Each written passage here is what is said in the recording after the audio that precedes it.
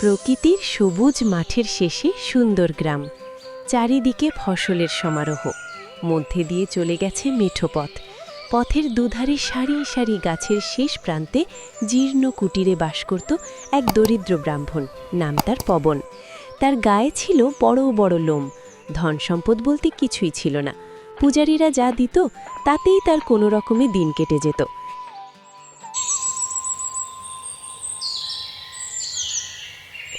একবার এক পূজারী দয়া করে তাকে দুটি বাছুর দিয়েছিল।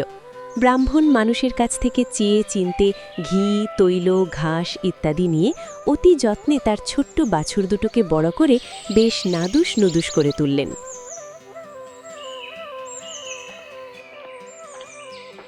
একদিন এক চোর ব্রাহ্মণের বাড়ির পাশ দিয়ে যাচ্ছিলেন। হঠাৎ ওই চোরের চোখে পড়ে গেল গরু দুটি। সে ভাবল, এই গরু দুটি আমি চুরি করব আজ রাতেই, কারণ পণ্ডিতরা বলেন বিলম্বে কার্য নষ্ট। এই ভেবে চোর বাড়ি চলে গেল।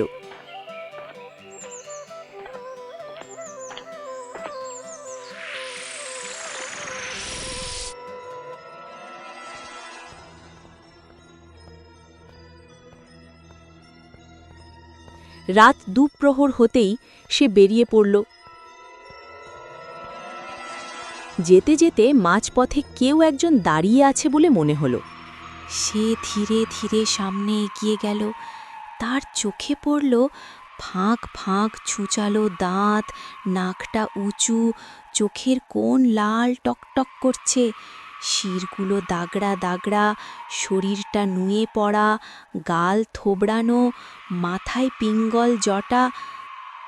তবুও সে ভয়ে ভয়ে জিজ্ঞেস করল, কে আপনি?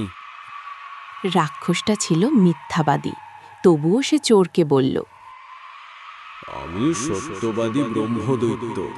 15 দিন পর পর একবার নরমাংস খাই, তারই সন্ধানে যাচ্ছি। কিন্তু তুমি কে? এত রাতে যাচ্ছই বা কোথায়? তারপর সাহস করে চোর বলল, ব্রাহ্মণের নাদুস নুদুস দুটি গরু চুরি করতে বেরিয়েছি। ব্রাহ্মণের কথা শুনে রাক্ষসের জিভটা লকলক করে উঠল। ব্রহ্মদৈত্য বলল, আজ তাহলে ব্রাহ্মণকেই খাই। নাদুস নুদুস চেহারার কথা শুনলে আমি আবার থাকতে পারি না। ওকে আমার খেতেই হবে। রাক্ষসের কথা শুনে চোরের প্রাণ ফিরে এলো।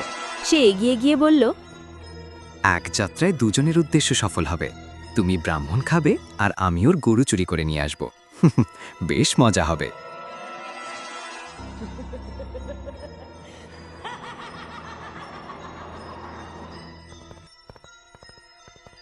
এই বলে দুজনে চলল ব্রাহ্মণের বাড়ির দিকে।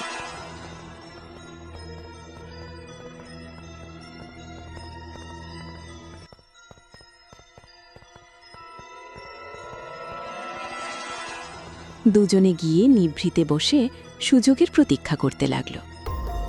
রাক্ষসের ধৈর্যচ্যুতি ঘটল। তার ভীষণ খিদে পেয়েছিল, তাই সে সোজা ব্রাহ্মণকে খেতে ঘরের দিকে যেতে লাগল। তখন চোর বলল, এটা ঠিক হচ্ছে না। আমি আগে গরু দুটি চুরি করে নিই, তারপর তুমি ব্রাহ্মণকে খেও। রাক্ষস রেগে বলল, তা হবে না।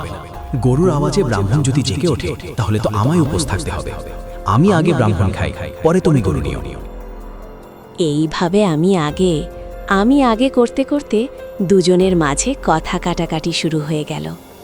এক পর্যায়ে রীতিমতো ঝগড়া শুরু করে দিল দুজন। তাদের ঝগড়ার শব্দে ব্রাহ্মণের ঘুম ভেঙে গেল।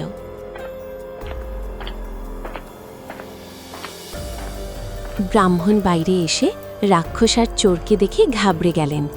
তখন চোর তাকে বলল, ঠাকুর, এই রাক্ষসটা আপনাকে খেতে চায়। আর তখনই রাক্ষস বলল, ঠাকুর, এই চোর আপনার গরু দুটি চুরি করতে চায়।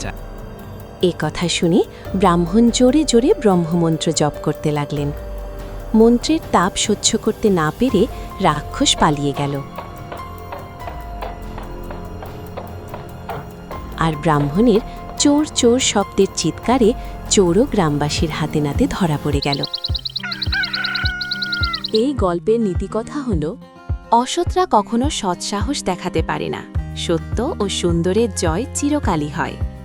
চোর ও শয়তানের মনে সবসময় ভয় লুকিয়ে থাকে, আর সৎ ব্যক্তির মনে অসীম সাহস ও ক্ষমতা লুকিয়ে থাকে। সততা ও ন্যায়ের শক্তি দ্বারাও শত্রুকে ধরাশায়ী করা যায়।